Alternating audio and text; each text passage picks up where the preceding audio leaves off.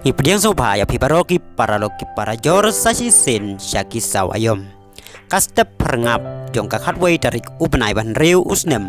Arhajar arpulai kadai kastep kabaki pajba asat lak kapertai ki pai keman. Namar ka Manchester City kan yakun Persia ya ka Inter Milan. Nah bentaban rai ya kan 6 lado haka UEFA Champions League arhajar arpulai.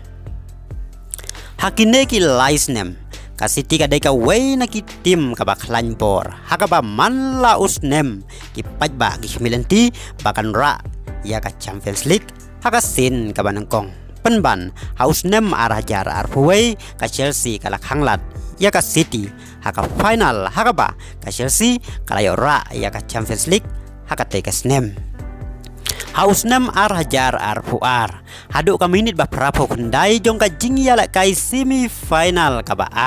ikum baka City kan yo rung syaka final haden bakal tam ya ka Madrid da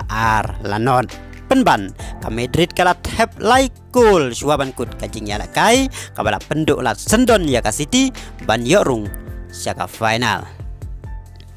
Mentaus nem ka City kala nang klanbor susu haden bau Erling Haaland usnar tap goal kari Norway ulawan ban penyaso syaka City naka Dortmund barki pajba mentaki kemelenti baka City kan yora ya ka Champions League haka sin ka banengkong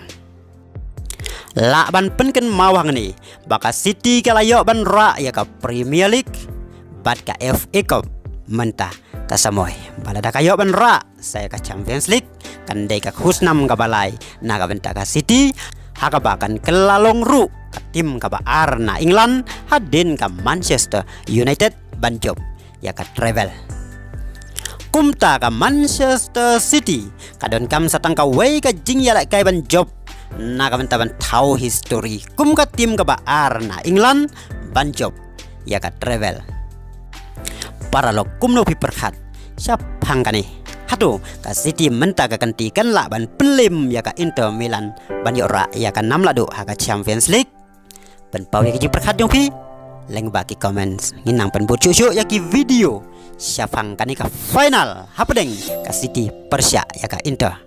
kumta wat kelet ban share ya kani ka video syaki para lo jong pi patkan mauru ban like ban subscribe ya kani ka channel Tetap hadap video cembiang. Aka weipat ka video kublai sibun.